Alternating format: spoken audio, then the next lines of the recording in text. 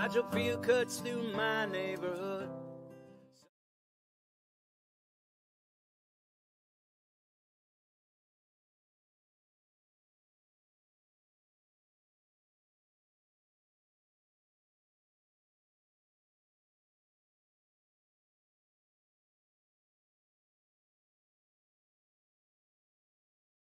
Gotta get in here. Okay. Hi, everybody. Welcome to another episode of Fearlessly Authentic. We're doing an extra episode this week. And tonight I have with me the lovely Renee. How are you? I'm good, Lucky. Thank you for the invite. I appreciate it. Absolutely. I think you do such amazing work, and you articulate yourself so well. And with everything that's been happening lately, you know, like I know that you were just at the anti-war protest down in DC, and you're really educated on what's happening with Cop City, and I've been following that. But I would love to get, you have so much more information on that than I do, and so I would love to, whatever you want to talk about. Well, thank you very much. I really encourage people. There's actually a website. There's stopcop.city, and there's the Atlanta Forest website where they constantly update, and they have a calendar on there for people to be notified about, what actions happen and what things are going on. I would follow both of those on all social media. I feel like the Instagram for Cop City is a little more active than the Twitter is. Okay. Community Movement Builders is a great follow for it as well. Kamau Franklin, Black Power Media does a whole bunch of stuff, and so does Status Quo. They've really been following. They sent somebody down to Atlanta. So there are various places for people to go to kind of keep on top of it. My goal is to be a nuisance about it and just to keep niggling, putting the little notes out like, hey, this thing's happening. There was somebody in the courthouse yesterday watching, while I think there were a dozen people and all but 2 were denied the ability to be released. So it's like this constant flow of information. And if you don't take the time to kind of really pursue it and try and figure out what's going on, there are a lot of people who want this thing to be built, even though the community has made it very clear they don't want it. And there's some big environmental issues that very few people are talking about. I saw a great video of, and I don't want to, the tribe, the land back. I have a hard time sometimes with the names of I don't do English very well, so I don't want to disrespect and pronounce it wrong, but that they came with an eviction notice. I almost fell out of my chair because I thought that was fantastic, that they were like, we're evicting you from the forest. You don't belong here. This is ours.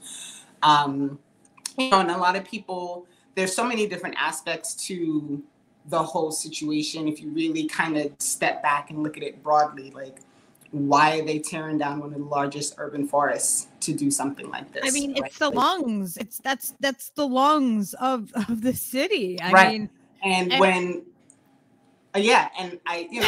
got hold of the syllabus for the forest, and I'm kind of going through it a little bit at a time because it really is a lot of information.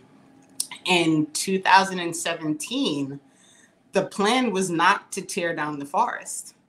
The city plan was, to bring it back to life and to make it a place where the residents can engage with the life and the nature. And so I'm like, where did that plan go? Like, what, where did the, we're gonna, do green jobs, and we're gonna teach the community members how to figure out what the trees are and what the different wildlife is and how to take care of the forest. And where did that plan disappear to, especially when you consider the environmental risks that come with tearing down that much forest land in an urban area? You're going to create flooding. You're going to mess up the air.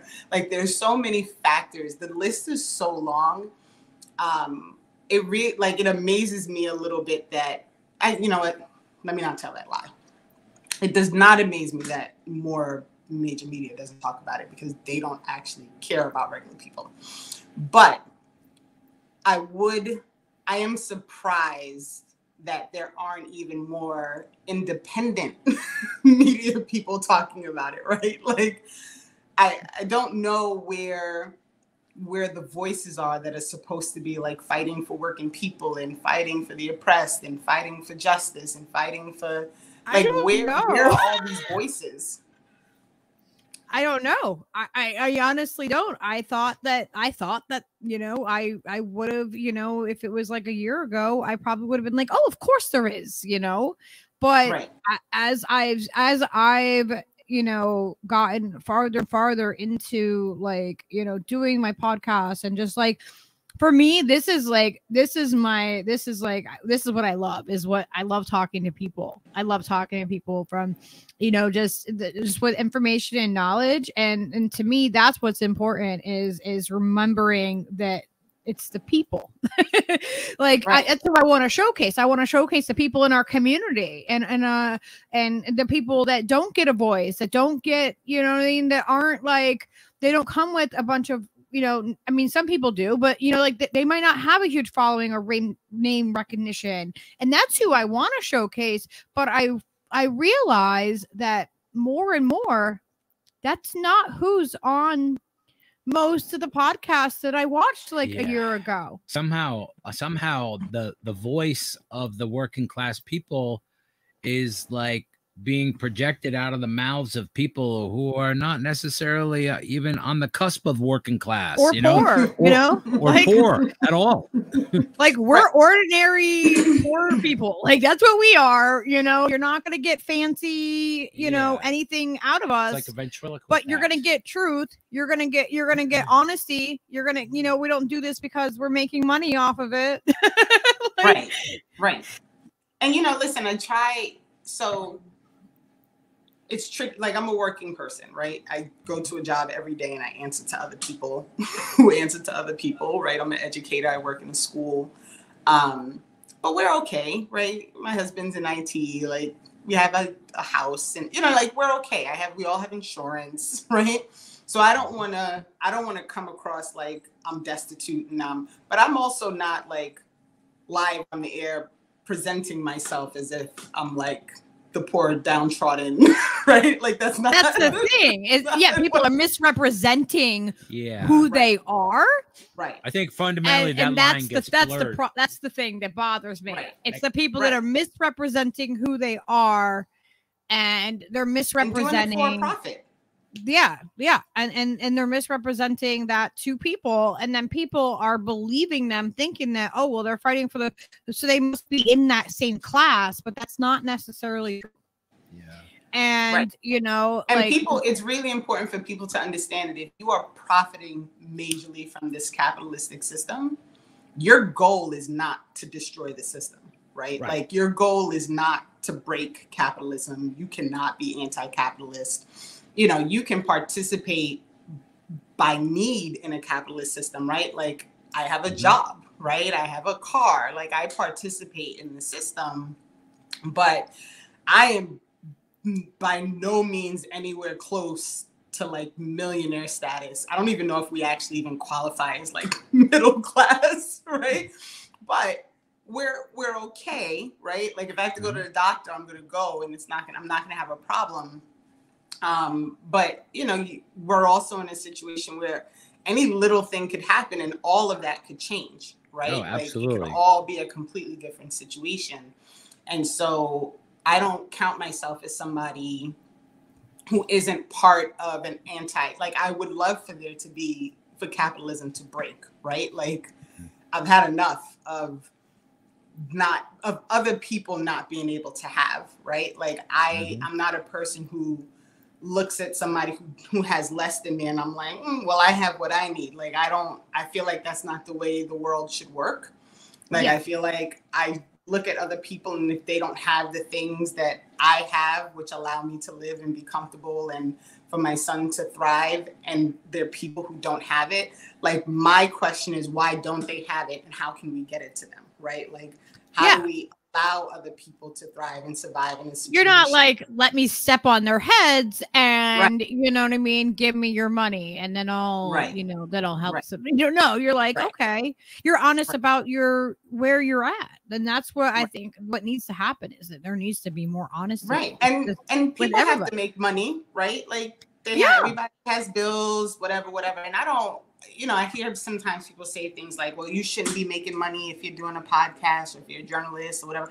And I don't really necessarily believe that. Like, I feel like people have to do whatever thing it is that they feel like is going to make them, you know, survive and be able to do the things that they want to do in life, but be honest about that thing, right? Like, if you're making money by overemphasizing the anger that everybody should hold, right? You're not bringing any solutions to the table. You're just reminding everybody why they should stay angry, right?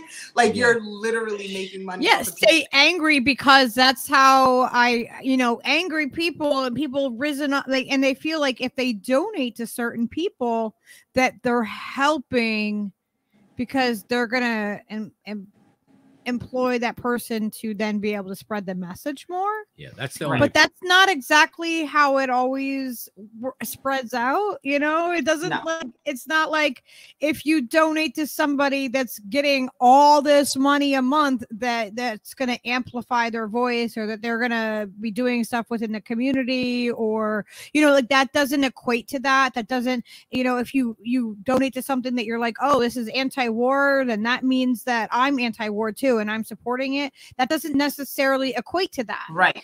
And you know, it's honestly, giving people money is a really easy way out to feel good about a cause. You know, I mean, it is, you know, like I'm not currently doing as much in my community. Like COVID kind of like stopped everything that I was doing previously in my community. It like, you know, threw me in my tracks, you know, for a number of reasons. But, you know, I know people in my community because I've done the work in my community. I have a longer list of volunteer work that I've done. And, you know, I volunteered at the soup kitchen, not because I was forced. I wasn't, you know, I mean, I did it because I wanted to. I've painted churches. I've done the things that you know, because I feel like if you want to have a better community, then you need to make it a better community. Right. And sometimes it's important. I watch Black Power Media. I try to catch it in the mornings while I'm supposed to be like getting myself ready for work. And this morning, Earn Your Liberation was on, and Diallo said something, and I'm gonna misquote him. It's not gonna be an exact quote, but it was essentially saying like, capitalism profits off of the problem, right? You're never going to solve a problem using capitalism. And so what I always encourage people to do is step back for a second and consider, like, are you solving a problem or are you maintaining a problem with whatever you're doing to make money? Because if all you're doing is maintaining and talking about a problem, you're not actually bringing any solutions to the table, then you are just another cog in the capitalism system, and you're not ever going to pursue change in it because you're profiting off of it, right? It's like the healthcare system, right? The money. The money. I know, isn't he ridiculously adorable? He had his hat on yesterday. I had to put his hat on. Sorry to distract you completely mid-sentence. I think it's exactly the same scenario and the same mechanism as now you can everybody, every election cycle screaming, this is the most important election of our lifetime, and so on and so forth. And they keep you in that loop. You know what? Voting is the mechanism that keeps everybody stuck. You know what I mean? You keep thinking that you're gonna bring about some change. It's that constant cycle every 4 years, every 2 years, every 6 years, and no one's having the conversations in between. Right. People have built their illustrious careers on commenting on the minutia of the nonsense that happens in the Beltway and all the things associated with that nonsense. They don't care about incrementalism because it's paying them. You know what I mean? They're not revolutionaries for the sake of being revolutionary. You can't be a revolutionary and use existing systems. That's not how it works. You know what I mean? And people just seem to like misunderstand that, like, on its face. I miss the point that voting and all these things that we're talking about are just like built the same way to keep you engaged and to keep that cyclical thing happen so it doesn't change. And to keep people distracted, right? Like, yes, exactly. You know, listen, so I do vote, right? Now, this is my own personal thing. I go and I kind of ignore what's going on at the top of the ticket, and I make sure I read the referendums, and is somebody running for school board, and is the city council person need to be voted on? And I kind of ignore the top of the ticket because I don't want to participate in that part of the process anymore. I'm kind of over it. But, you know, as a Black person, I feel like I feel guilty. The idea of like going to vote, right? It's like guilty. I get it because it's like, and especially so being a woman, a Black woman, also, you know, like women haven't had the right.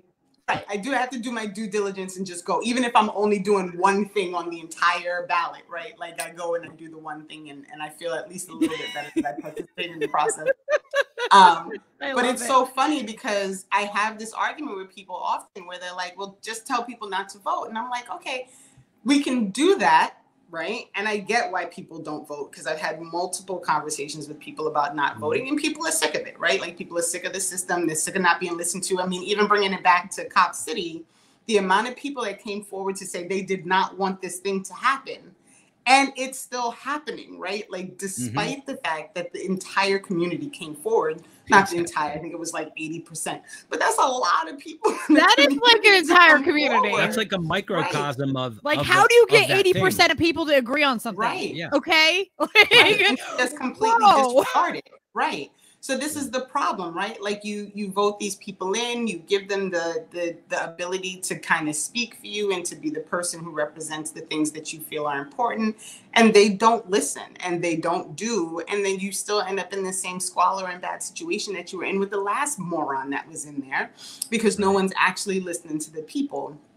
And so, you know, so I get it. I really do get it. But I also wonder sometimes, like, is that part of the game? Right? Like, get all these people not to vote. Oh, yeah. And then the people who are voting are the ones that you definitely don't want speaking for you. Right? All it because is, they just, it's a game they just of want to continue the system. Like we're just screwed either way, you know? Right. It's like literally a no-win. It's a sway thing, like how they can sway like one side or the other. That's the only thing you get is back and forth with the politics, right? By voting. That's what you can hope, is to sway this many people to do something, and this many people will be apathetic to that. And if you can, you know, guess those numbers. My argument with the whole thing, and I appreciate what you just said, and understanding the logic behind not wanting to vote at all, I'm just over it completely. And upon further scrutiny of our Declaration of Independence and the Bill of Rights and all of these things are flawed in a way that makes the money flow upward. And that needs to change. That needs to be not the way that it works, and it needs to work for as a collective for everyone to benefit, you know, wholly from each thing. Like each endeavor that the state does, it should benefit each citizen in an equal measure, right? So I mean, that's fundamentally the flaw with this entire friggin' system, and why revolution needs to happen, as far as I'm concerned. Anyway, I agree. I agree. It's really hard to sit back and to watch things happen, right? Like there's always something happening. Like literally, sometimes I go home, like I go to sleep and I wake up and I'm like, do I even want to look? Like every now and again, I think about the people that I know who don't pay attention, right? Who don't take the time to do anything. How stress-free they must live. Oh my God. Blissful ignorance is the best kind. Yes. Like I say that too. I'm like, yeah, I get it. I have a friend at work who was like, girl, I don't know how you do it. Right? Like, I don't know how you do it. I don't know how you don't, is what I say. Right. But I don't have it in me to pretend like these things aren't happening. Like once you're aware, it's can't really go back. hard to get yourself back in that bubble. And I unfortunately, like I grew up in Brooklyn. I've always been aware, right? There's never been a time in my life as a child growing up in Brooklyn, New York, and not like in the cushy side and like, you know, the rough part of Brooklyn, where I wasn't very, very aware of what was going on around me. And, you know, so I don't have the freedom to put myself back in that bubble or put myself in that bubble at all. But it really must be nice, you know, to be able to like walk through life and like act like people aren't dying every day. And like, yeah, you know, like there isn't war happening that shouldn't be happening, but it's all greed and misuse of power. And, you know, and like, there's so much, and you know, things, and I'm gonna try to remember to bringing it back to Cop City, since that's technically why we are here for wherever the conversation goes. This is, but you know, like little things. Like I used to go to Home Depot. I won't go to Home Depot anymore, right? Like, and it may be my little few dollars every few weeks or whatever, you know, buying small stuff or whatever, but I'll just go to Lowe's now, right? Like or I'll go to the local spot and pick up something small if I need it. I used to drink Dunkin' Donuts. I ain't drinking Dunkin' Donuts anymore. Like I don't want to participate in those things. And, you know, someone on the outside might be like, well, that's so stupid. Like, they don't really care if they're not getting your $5, but I care that they're not getting my $5, right? Like, you're voting with your dollars every time you're spending money, right? And the right, same thing, and you're paying for Cop City. Like, these are the places that are behind Cop City, and there's some things like, you know, listen, my mortgage is okay. So they're supporting Cop City, is what you're saying. So there are ways that, you know, as an individual, you can make your little bit of a stand and say, like, I don't want to be part of something or party to something that is going to allow this thing to be built, right? Like, it's all going to feed into the same system. And so people have to start making that decision, because realistically, revolution has to come through the economy also. Like, people have to be willing to be a little uncomfortable, right? Like, to get your stuff via the post office instead of 2-day mail over Amazon, right? Like, yep, exactly. Like, it's okay to make the decision that you're gonna suffer just a little bit in order like you really need it in 2 days. Like, right, we have to, instead of just hitting the buy or whatever button, right? It's just we're asking for a pause. That's the problem. In our thought process. That's the problem. Should I shop at this store? Are they supporting this that I don't agree with? And just trying to make, you know, like, the more that you make these conscious decisions to not support companies, or like, you know, you're voting with your dollars. The same thing with podcasts, right? Like, when you're watching a show, you're voting for that show. Whether you hate watching them or not, you're still voting for them. When you give them your super chats, you're supporting them. How you support them, how you support, like, you know, if you do a super chat, you have to remember that money is going to YouTube. And that's going to Google. Or you can do it other ways where you can support the person more directly, where it's not going to take a big, I'm not monetized on this, so I don't know what the exact percentage is off the top of my head, but like, you know, like they're not taking 40% away from people, you know, like that's how much like they're taking the fees. So how you help people. You know, sometimes you can say, oh, well, do you have a delivery address, or do you have a different way that I can help support you? Do you have a store? Do you have, you know, like, how we support each other, it matters. And like, you know, certain places will take more money than other places.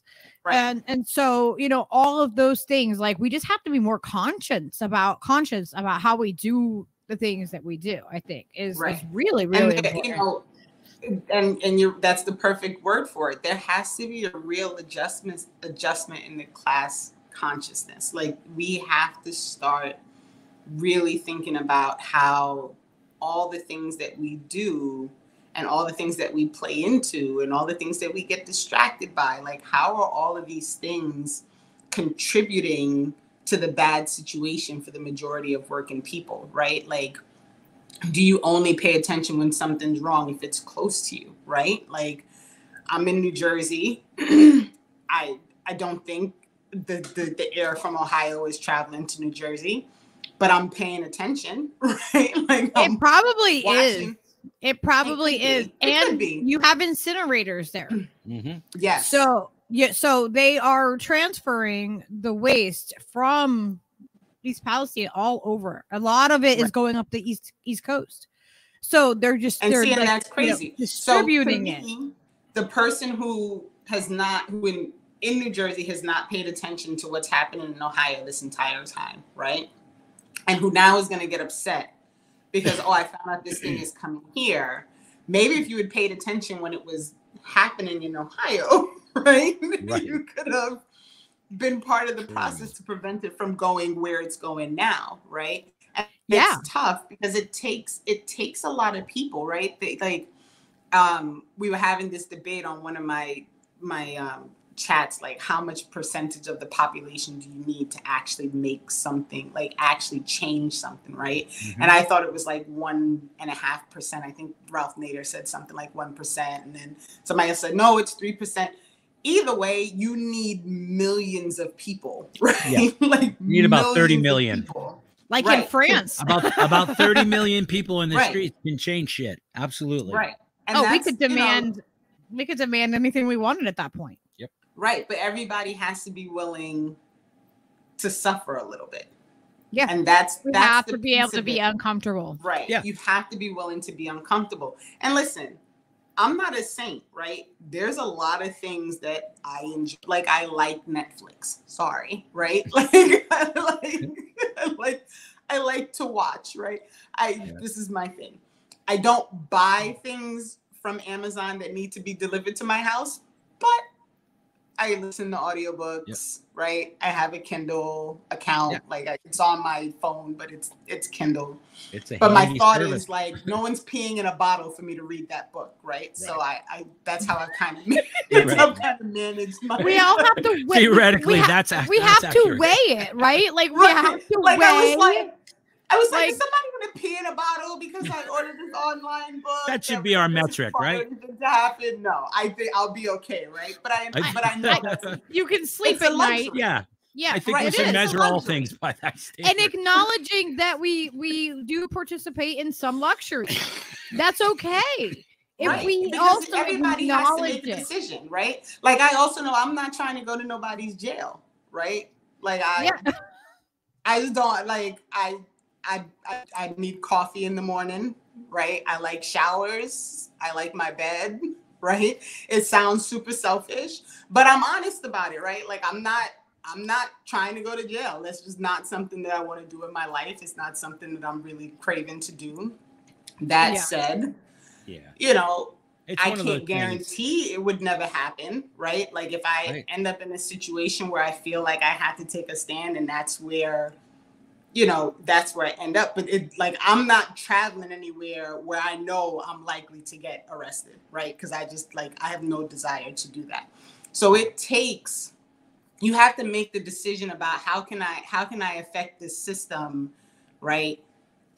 And where's my level of discomfort where I can do something that's actually going to be significant, that's going to have some kind of effect, but still, like, know my lane and know the things that I'm willing to do and what I'm not willing to do, and being honest about that, right? Absolutely. So, you know, one of the things that I really want to do, and I've started talking to a bunch of people, I really want to just start talking to people in Essex County about, like, what are the community needs in Essex County in New Jersey, right? Like, what are people looking for? Because I feel like one of the big mistakes that people make all the time in politics and otherwise is assuming what other people need, right? Like, you go into a situation saying, oh, well, we need to do this and we need to do that. And when I say to you, okay, but did you talk to anybody?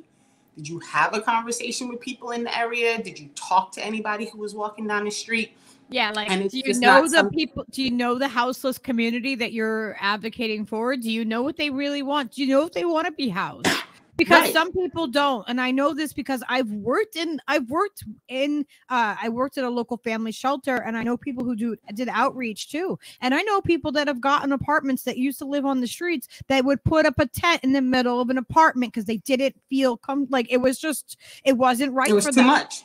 And they wanted to go, and some people I'm not saying most people, but there are on occasion, that is like a rare occasion, but like some people don't want to have a whole apartment. That's just too much for them. Right. So something smaller, more confined. Like, I mean, there's a lot of people that live in buses or vans or RVs. Can you imagine, like, if we had tiny homes for people?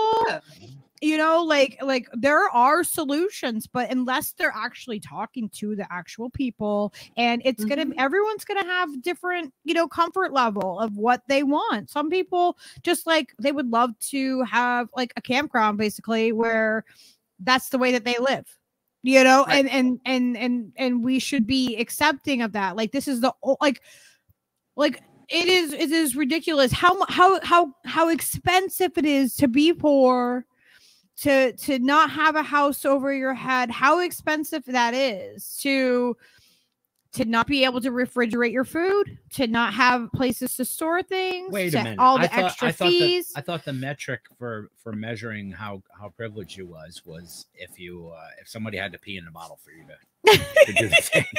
I think that should be a metric. Never gonna let it go, Renee. You're just always.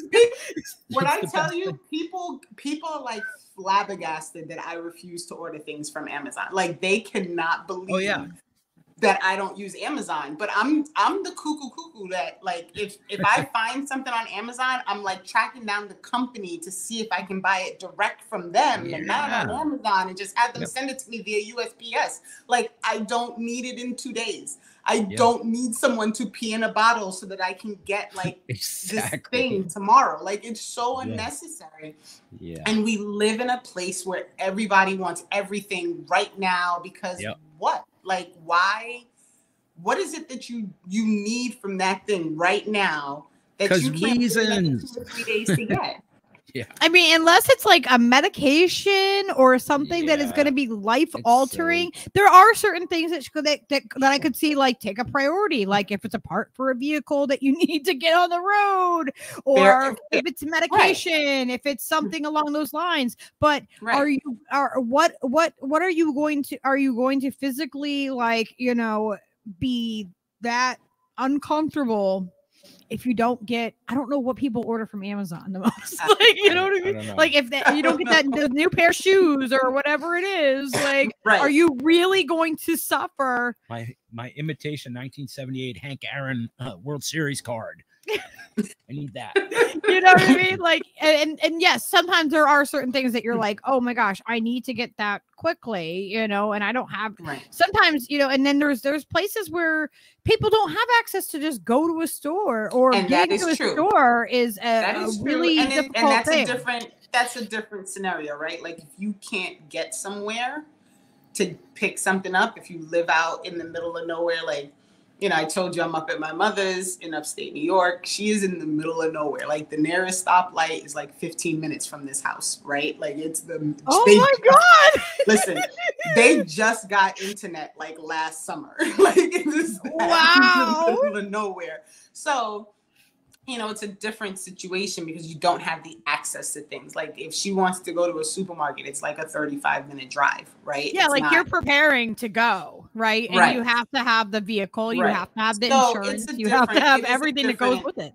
Right. It is a different scenario. And the unfortunate part for me is like a company like Amazon with ownership that has so much money, right? It is beyond my comprehension how you can have that much money and people are peeing in fucking bottles. Like, where is the humanity in hiring enough people and paying them enough wage and, having enough staff that doesn't happen, right? Like, why is it so important that the person at the top make $1 million a minute? Like, why is that the priority?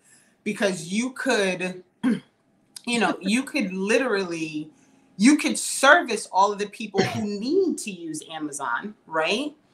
And not have people who suffer to get them the things they need. So there's a balance that we're really missing in this country with regard to, you know, the level of greed and the level of like that imbalance between greed and need, right? Like the greed that people hold on to and they take more and they get more and this, that, and, you know, they're always pulling.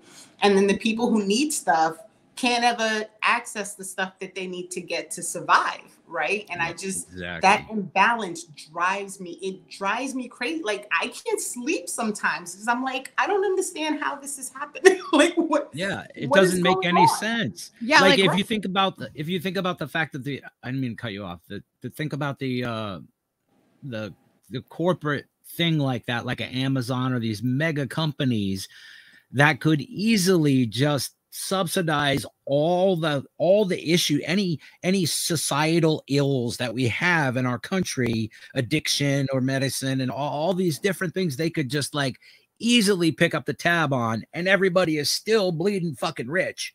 But no, that's not a possibility. You can't do that. And I don't understand how much money do people need?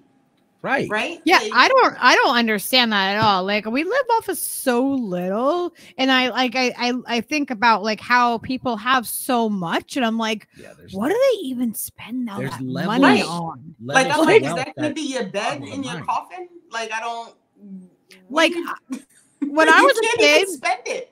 You can't spend that much money. No, never. I will never. They'll never be able to spend all of their money. There are literally people like, in the Saudi royal family that have more money than is like known to even exist on the planet. Like, I mean, these people are trillionaires already. Like, they just don't play by the same rules as everybody else. So you never see how much money they have. They're just like ridiculous wealthy. It's like crazy. It's absolutely crazy. Insane, yeah, like insane. Like I grew up as a kid. I was a military brat. I lived in New Jersey. We lived down in Claremont, New Jersey, way down, southern Jersey. But my grandparents lived in Trenton, and that is where my stepdad grew up. And I used to, in the 80s and like into the 90s, I loved going to Trenton. I loved being there. I loved that, like, you walked to the bakery, you walked to the butcher, you know what I mean? Like you said hi to your neighbors. You had a garden in your little slot of a yard, you know what I mean? Because there wasn't a lot. It was on Brown Street in Trenton. And like they had just this little tiny little side yard, but they all, oh my God, I still to this day have never had better carrots than the carrots I had from their garden. And like I remember that as a kid, and I remember like, and I think now I'm like, wow, that's just non-existent. That's non-existent. You don't get to walk to the bakery or the butcher, and now Trenton is completely different than, like what it used to be. But I've always just, I loved the culture of it. I loved that I was exposed to so much as a kid and so many like different places from, I'm from the West Coast. I'm from Washington State. That's where I was born.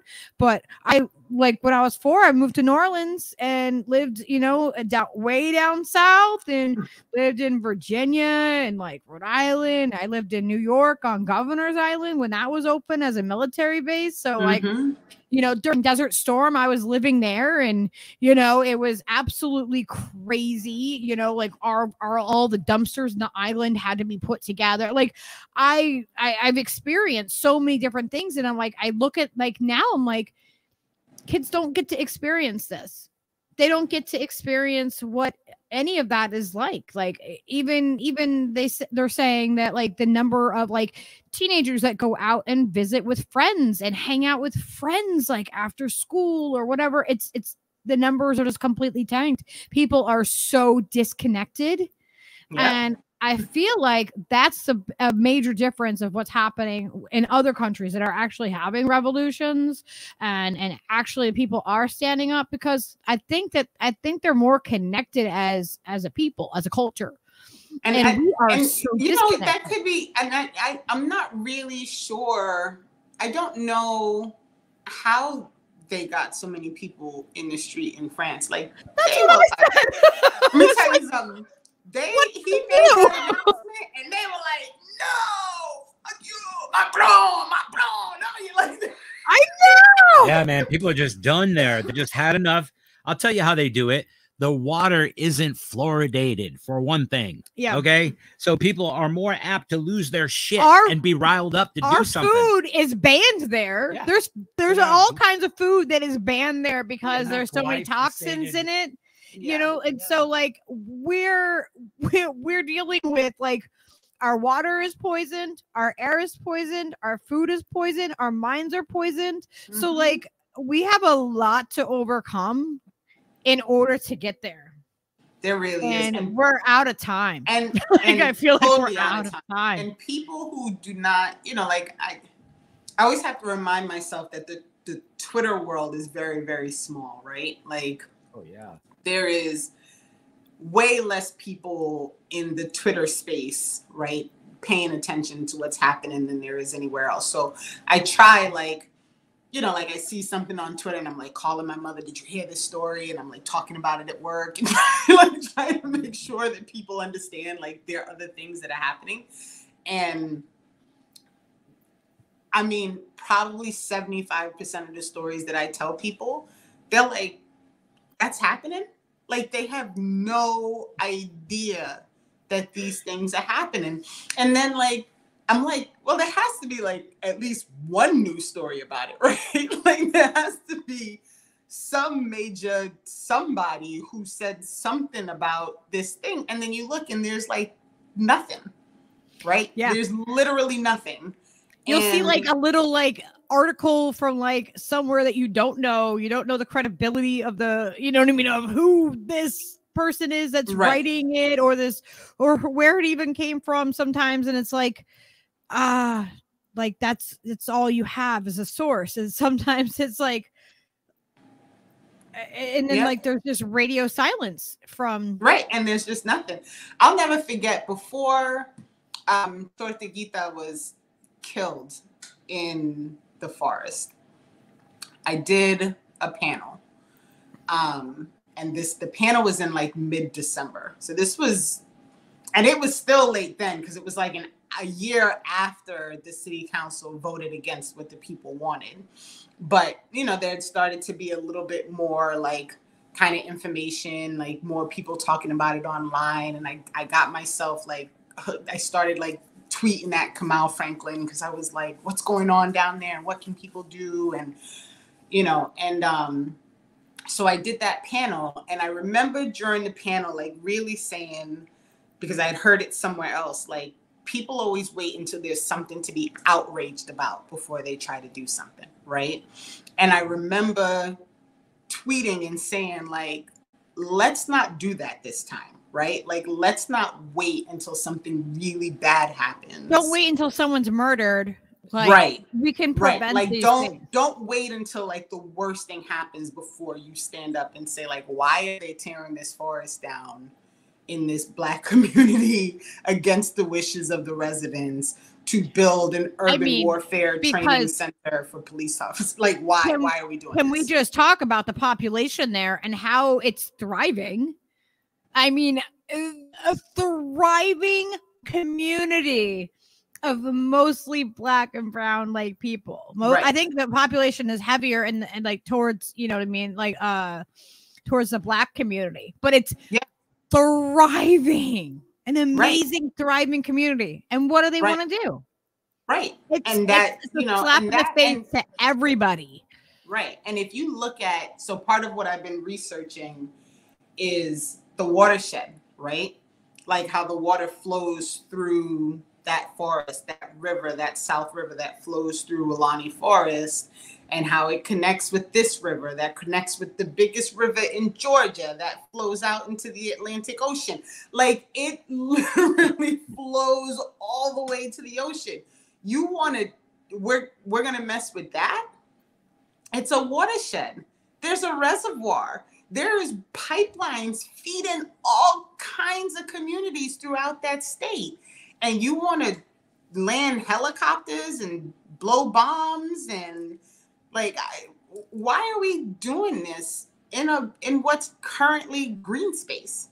Like we're not killing the world enough. We're gonna imagine if we took that money and because they're making the people of the city pay for that, right? Like they're like, yeah, you're not only are we going to go against your wishes, we're going to tax, you're going to pay for it, right? Because a third of the money is coming from the taxpayers, and they don't want it. Right. And this affects everybody. And that's the thing, is that like these issues are not just central to one area or like it just going to affect this small population. No, cops are going to go there and train. Cops from everywhere are going to go there and train. This affects literally everybody.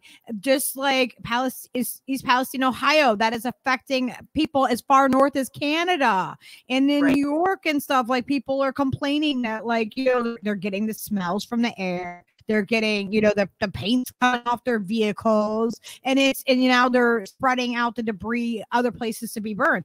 The same thing is going to happen with Cop City, where it all is interconnected. There's already rumors that they're trying to build another one. They're starting. Oh my God! Planning in Pittsburgh, a training facility in Chicago, just outside of Chicago, just opened up that the residents were against, and it opened anyway. And people have to remember, and I think we ended up having this conversation because I did that short piece with Chuck Modai when I was down at the rally, and people really need to understand. Oh yeah, I have that pulled up. We should watch that. Oh yeah. I was like, when I saw that, I was like, that's it. She's coming on this time, because we talked about it before, and I was like, yeah, you should come on. I know you're busy, you got a lot going on, but after that I was just like, no, we're just gonna have to, we're scheduling this. Like I was like, Renee needs to come on, because this like just was fire. I was like, holy shit. I love the question. I love that, you're like, no, it's all tied together. Let me add this in here and we'll watch it real quick, because I just thought this was fantastic. Let me rewind it back. And let me do it. Okay. There we go. The U.S. has started this nonsense where they like to pretend that they're trying to assist the people in Africa and trying to assist the governments in Africa, and they keep sending our government, sending our people, sending the military, sending everyone over to Africa under this guise that they're trying to help. It is all complete and total nonsense. They want the resource. They want to be out there. They want to continue the militarism. They want to continue to be an imperialist nation, and that is why we want to stop it. Why don't we ever hear about Africa? I've never turned on the news and heard about Africa. Why is that?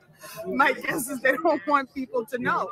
It drives me a little bit crazy. It is constantly happening. They had a summit. They called themselves bringing in the African leadership to have a summit. This is back in December. It didn't include a lot of the nations that needed to be there. It's always uplifting the Black people who are doing the wrong thing. So they bring in the leaders who are willing to go on with the bullshit that's happening in the U.S. They don't talk to the people, and it's always the wrong decision. The people suffering here, the people who can't get Medicare, the people who are going broke, the people who are living on the streets, the people who can't get food, the people who don't have jobs.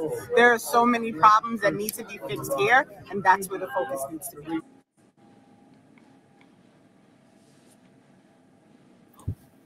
That was a different one than I was thinking of, but that was great too. I was like, that's the AFRICOM one. But yeah, I know I got the wrong one. I put whoops, I'll have to go find it real quick while we talk. I'll go look for it. But it is, I mean, the funny part is even that, right? As much as people would want to think like, oh well, they're really not very different topics, right? Because the idea that the US is going to go to Africa and they're going to do something that is significant, that is going to help the people in Africa, when they literally do not help Black people who are of the African diaspora in the United States, right? Like anyone who is on the continent of Africa only needs to read the paper one day to know that the US is not going to help them, right? Like that is not That's not the goal. That's not the plan. That's not what's going to happen. You know, it really is all connected. And it was part of, you know, something that Chuck and I kind of talked about on the side was that people always want to separate these things, right? They don't make the connection. Like, if you don't understand that Cop City, when it's built, is going to further militarize the police, right? It is going to be a training center that is going to train police to act like military within U.S. cities, right? So they're going to bring people in. They're going to teach them how to fly Black Hawks. They're going to teach them about urban warfare. And what do you think is going to happen when the people try to rise up? What do you think is going to happen if there's an actual revolution? What do you think is going to happen if a lot of people actually take to the streets? They're going to take all that shit that they learned in Atlanta and they're going to bring it to your city to shut you down, right? This training center is not just to train police officers in Atlanta. That is not the plan. The plan is to bring a whole bunch of people from all over the country to Atlanta to give them the same training so that they can destroy any group of people that decides they're going to stand up and try and rise against power. So if you misunderstand the purpose of Cop City and you think that it's only going to be a problem for people in Atlanta, you're going to be very surprised when people start saying, oh, well, they got their training down in Atlanta.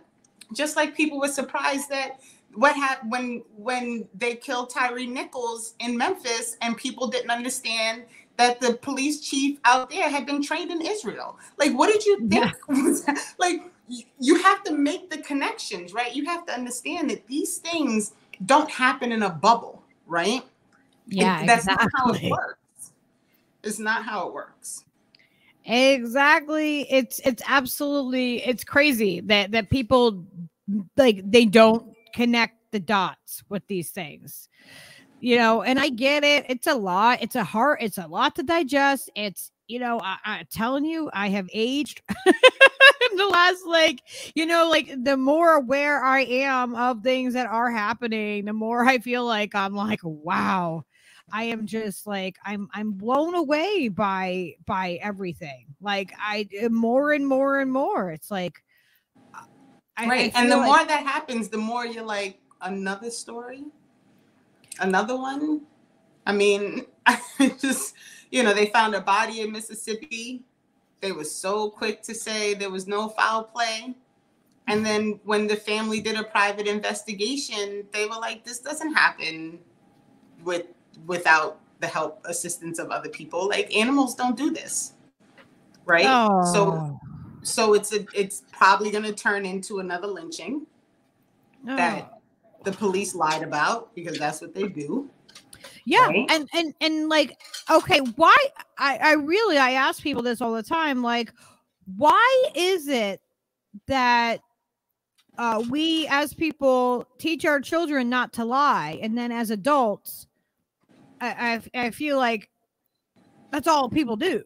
It's just lie and lie and lie. It's like, why don't we teach our kids to be better liars then? If that's the goal, you know. Some people do. Right. The system feeds it, right? Because Tortuguita, if you open a newspaper headline after that shooting happened, every headline said officer shot.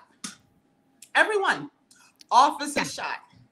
You might have gotten lucky and it also said protester killed, right? In response, not to laugh, but like, you might have gotten that bit, but every headline noted that an officer was shot, right? And then the film starts coming out. And then the autopsy comes out.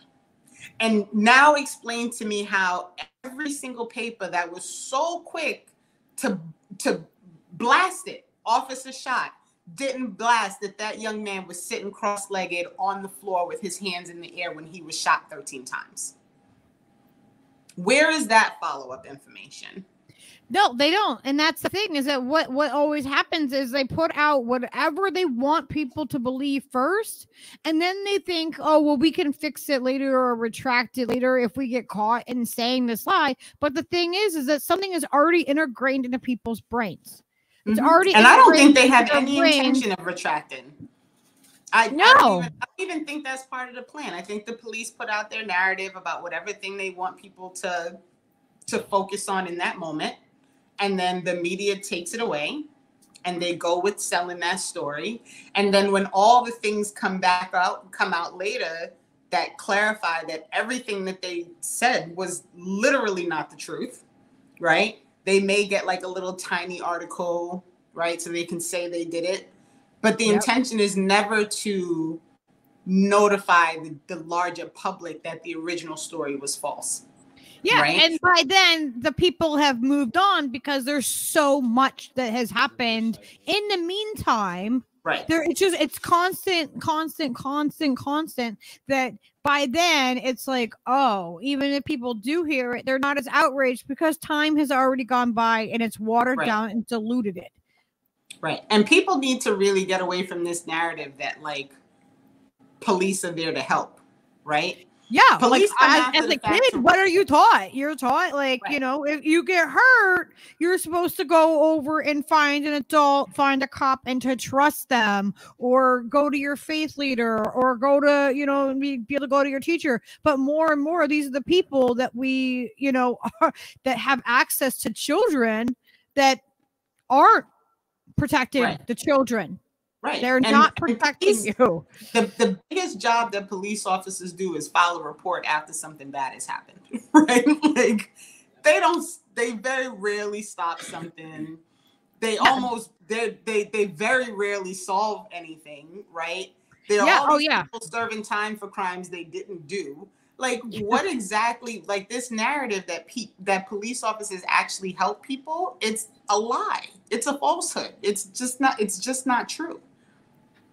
Yeah. I mean, look what the DARE program did for people. It didn't dissuade people from doing drugs. It was like, oh, this is what this one feels like. So, you know, like it was more like a how-to. It wasn't, it really wasn't like something that like made people go, no, I don't want to do that. It made people like, you know, I think it made a big generation like, oh, okay, well, that makes me feel that way, you know. It turned everybody into snitches too and destroyed families. That's what it did. Yeah. Tell me if your mom or your priest or your uncle smokes weed and, you know, all fuck that shit. I remember when Skyla, my daughter, she's 19 now, when she was like gonna be going, like she was in public schools. I was a single mom, you know, and there wasn't really much of a choice, even though I was in her school a lot and I did a lot of volunteer work before and during and after and all of that. You know, I did as much as I could and I was really involved. She went to public schools, and I remember when the DARE program was coming, and one of my friends goes to me who homeschools at the time, and she's like, have you had the talk with her? And I'm like, what do you mean? What talk do I thinking like, what? She's like, well, you smoke. So are you going to have to have the talk with her, or like, cause they're gonna tell your kid to snitch on you. Basically. And I didn't even think about it. Like at the time, I was like, "Oh my gosh!" Like it was like such a smack in the face. Like, oh my gosh, now I have to like tell my kid. Like I really have to tell her.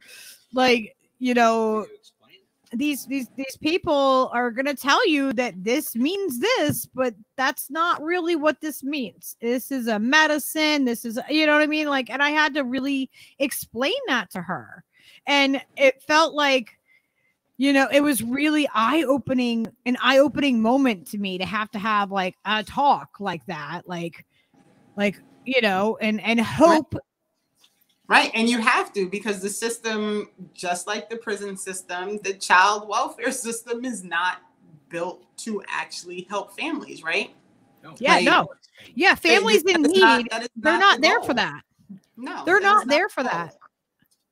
No. I had you know, to go off for like, you know, just on that note itself, there was an occasion where I found out that someone that lives in my neighborhood was threatening the life of their child, like her children, like, and like I'm like, what do we do? I'm like, we have to call, you know, like I'm like, we have to call somebody, we have to call like the police or somebody in, but there's no like good services to like help somebody. Thankfully, you know, like the children were removed and the situation didn't escalate into anything else, but like it was taken really casually.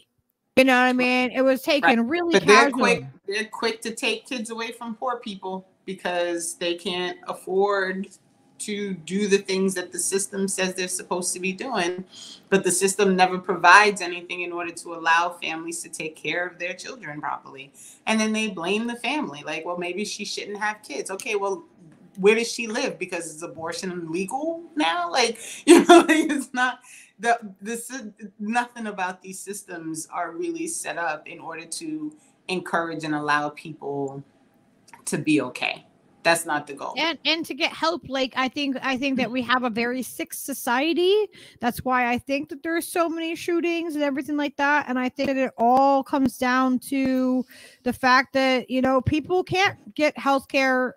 You know, for them, like a lot of people can't just like go and get health care unless you're really poor or unless you're doing okay. There's like a whole middle buffer in there where you're not poor enough, but you don't have enough of income coming in either. Right. And, you know, and even the people that are poor that are afforded, you know, like if their state provides them with like with a health insurance or something like that, some states do and some don't, but the people we're suffering because remember, our food, our water, our everything is poisoned. Right. Everywhere you turn. And so it's another disaster. People are doing things that are not healthy, as it's a direct reflection of our society that's very sick, that we have a very, very sick society. And in order for any of that to like healthcare is a huge thing, you know, like it just, I mean, that's the thing, is that there's so many issues and it's all interconnected. And that's why this clip right here is like, it works so well with what we're talking about, because you talk about how interconnected all this is. All right, I'm going to play this real quick because I went and found it. I had to like scroll through like way back to find this. I was like, oh, all right. We're at an anti-war protest and you have Stop Cop City sign. Explain yourself, please. Because it's all connected. The police, the military, the U.S. nonsense is all connected. The minute you forget that cops are part of the government system, it is all lost. It is all connected. You cannot forget that if we allow things like Cop City to get built, it is only increasing the militarization of the police departments all over this country. We cannot allow it to stand. We have to stop Cop City. Government, media, none of these people are interested in letting you know that they're getting ready to tear down the largest forest, urban forest in the country to put this shit up. So you have to get educated. You have to help people get educated. You got to follow people like community movement builders out of Atlanta, Kamal Franklin. You got to follow Black Power Media. You got to follow the places that are giving this information so that people are aware of what is happening. Stop Cop City. That's it. We're at an anti. That was just fantastic. Like you couldn't have said it any better. Like I was like, when I saw that, I was like, holy shit. and it's really true. Know, people, it is true. And people, I get so nervous whenever I like agree to do these streams and to talk to people and stuff, because like, I'm just talking, right? Like to me, the value in the things that I'm saying is really because it's what I believe, right? Like I honestly believe that the systems of oppression in this country are killing people, like literally killing people every single day.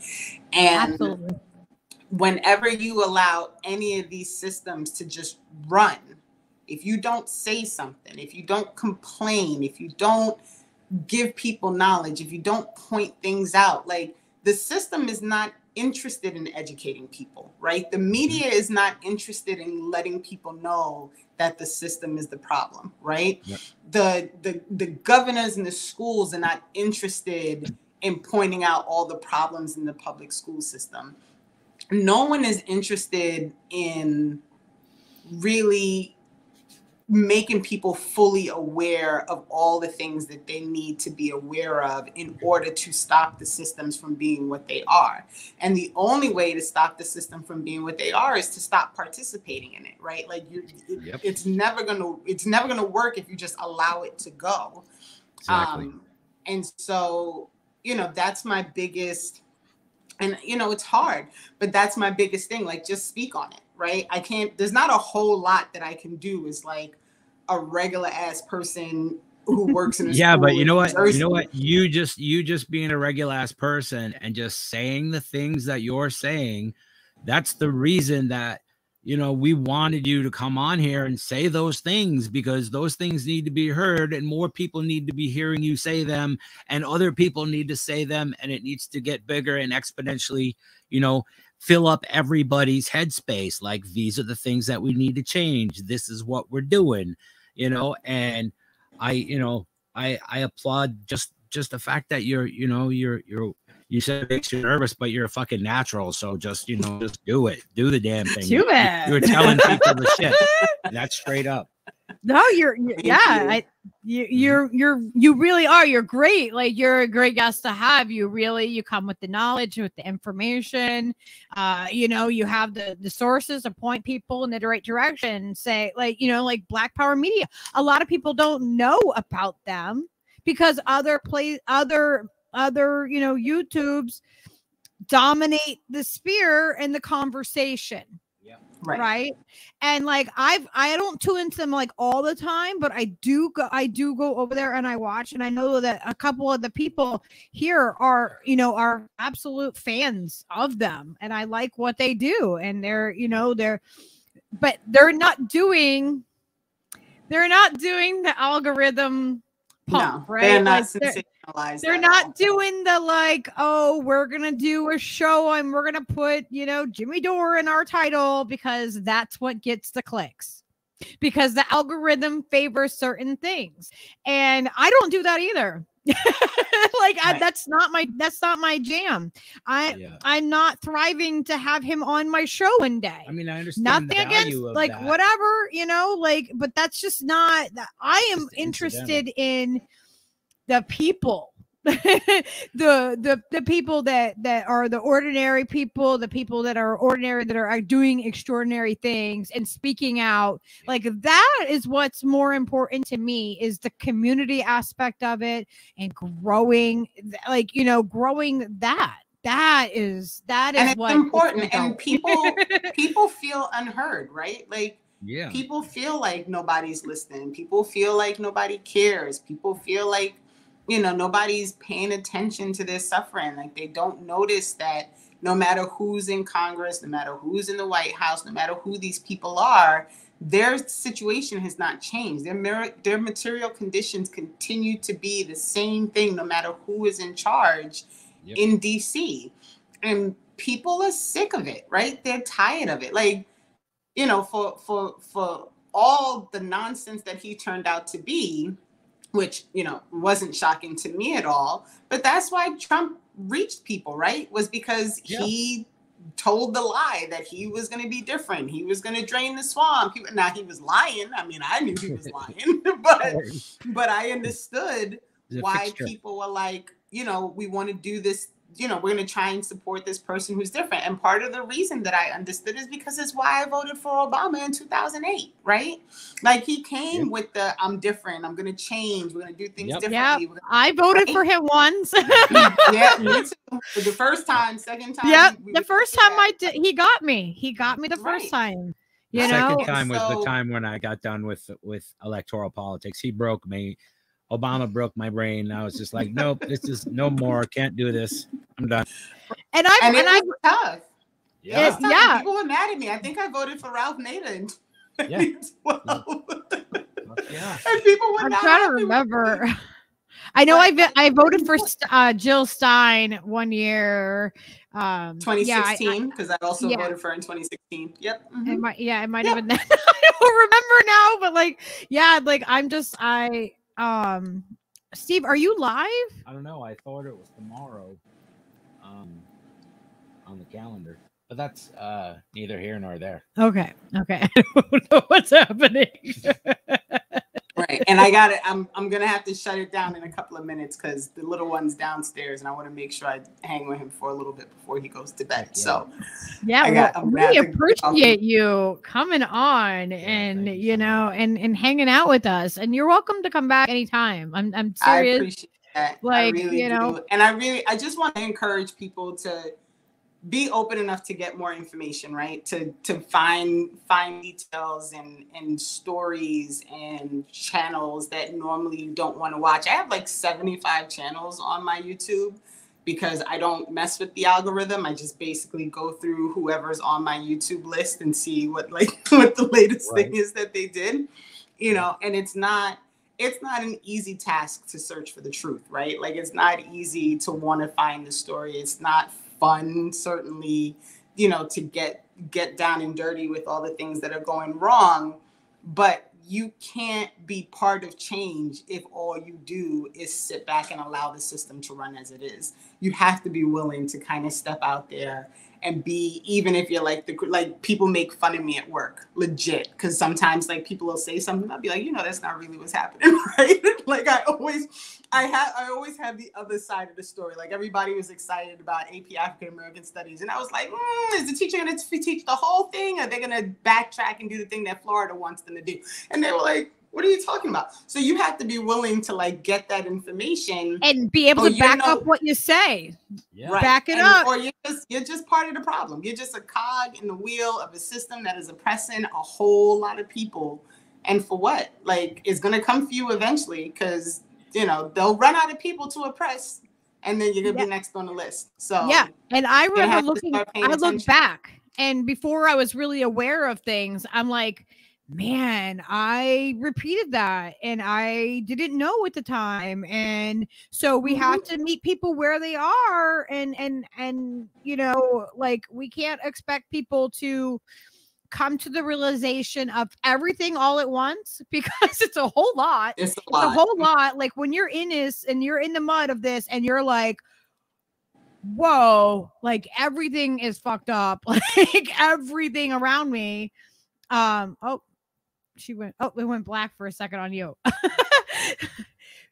Oh, you're muted or something. Can you hear me, Renee? You're muted. Did you come undone? Oh. Am I back? Yeah, now you are. Oh, there we go. Remember I said to you, watch my husband call while we're live?